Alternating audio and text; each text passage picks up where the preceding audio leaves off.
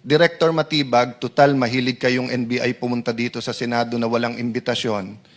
Ngayon kayong pumunta, iniimbitahan ko kayo ngayon, kasi kung yung impormasyon mo ay hindi verified, hindi naman marites ang pangalan mo. Ngayon, kung verified yung iyong impormasyon, ibig sabihin, bilang investigador, no, NBI, ibig sabihin you have reasonable ground to believe na yung nagsabi sa iyo ay totoo.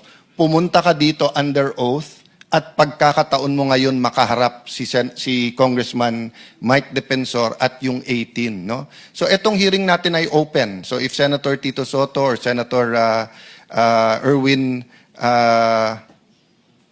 Tulfo, ika nga ni Raffy Tulfo, kung ikaw ay matapang, pumunta ka dito. Pag ikaw naman pumunta dito, ikaw ay uto-uto. Pero open po tong hearing na to.